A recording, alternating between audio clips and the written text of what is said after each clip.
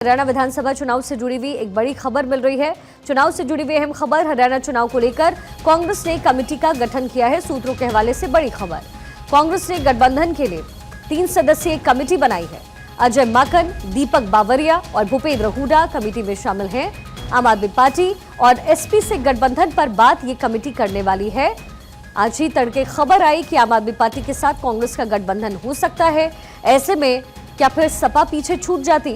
क्योंकि अभी कुछ ही दिनों पहले खबरें आई थी कि अखिलेश यादव हरियाणा में चुनाव लड़ना चाहते हैं और कांग्रेस से उनकी चर्चा हुई है कि कम से कम 5 सीटें सपा को हरियाणा में लड़ने के लिए कांग्रेस दे। अब इसी को लेकर के मंथन चूंकि चल रहा है, कांग्रेस सीईसी की बैठक इस समय चल रही है। सूत्रों के हवाले से बड़ी खबर, हरियाणा चुनाव को लेकर के कांग्रेस ने कमेटी का गठन किया है। कांग्रेस ने गठबंधन के लिए 3 सदस्यीय एक कमेटी बनाई है, जिसमें अजय माकन है, दीपक बावरिया हैं और भूपेंद्र हुड्डा इस कमेटी के सदस्य हैं। आम आदमी पार्टी और सपा से गठबंधन पर यह कमेटी बात करने वाली है। हरियाणा चुनाव के लिए कांग्रेस सीईसी की बैठक इस समय चल रही है। कांग्रेस अध्यक्ष मल्लिकार्जुन खड़गे और राहुल गांधी बैठक में मौजूद हैं। 41 विधानसभा उम्मीदवारों के नाम पर सीईसी की बैठक में इस समय चर्चा चल रही है।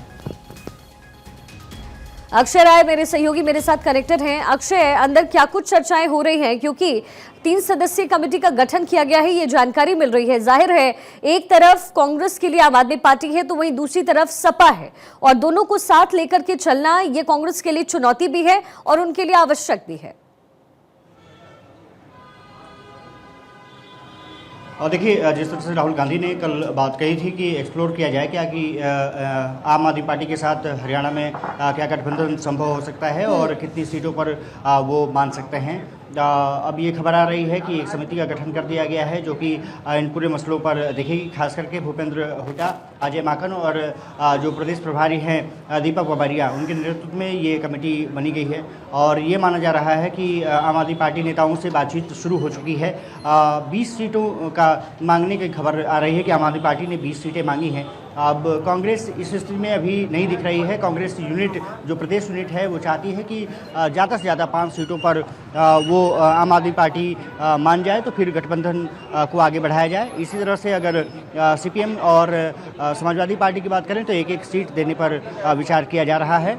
देखना दिलचस्प होगा कि किस तरह से कांग्रेस आगे बढ़ती है। लेकिन कल जो सीईसी की बैठक हुई थी, 49 सीटों पर चर्चा हुई, लगभग 34 सीटें फाइनल कर ली गई हैं और आज 41 सीटों पर चर्चा हो रही है। ये माना जा रहा है कि 70 सीटों पर मुहर लग सकती है। हालांकि कुछ जो सीटें देने का प्रस्ताव है वो भी भूपेंद्र हुड्डा यहाँ पर राहुल गांधी के सामने रखेंगे कि कौन सीटें हम आम आदमी पार्टी को दे सकते हैं, कौन सी समाजवादी पार्टी और सीपीएम को सीटें दी जा सकती है।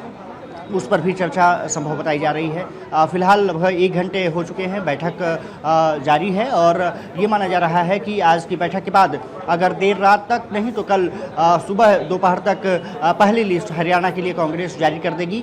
बीजेपी का भी लिस्ट का इंतजार शायद कांग्रेस कर रही है कि ताकि वहाँ पर पता चले कि किस तरह के उम्मीदवार वहाँ पर खड़े किए जा रहे हैं। क्योंकि कांग्रेस ने जो स्क्रीनिंग कमेटी की बैठक की है वो लगभग 6 दिन तक चली और उसके बाद सीईसी की बैठक आज और फिर कल संपन्न हुई। ये माना जा रहा है कि सब कुछ फाइनल कर लिया जाएगा।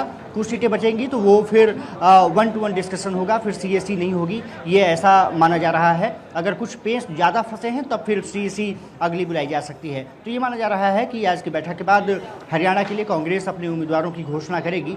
ये माना जा रहा है कि लगभग 30 से 35 सीटों पर उम्मीदवार घोषित पहली लिस्ट में किए जा सकते हैं, जिसमें भूपेंद्र हुड्डा का नाम शामिल है और तमाम जो प्रदेश अध्यक्ष, हालांकि मुझे नहीं लगता कि उनको चुनाव लड़वाया जाएगा। लेकिन देखना दिलचस्प होगा कि किस तरह से लिस्ट अपनी बिल्कुल, ये जो समीक्षा बैठकें हैं वो लगातार हो रही है। सीईसी की बैठक इस समय चल रही है। इससे पहले बीजेपी खेमे में हलचल तेज थी। अक्षय, बहुत बहुत शुक्रिया आपका। तो हरियाणा में चुनाव को लेकर के तैयारियां इस समय तेज है।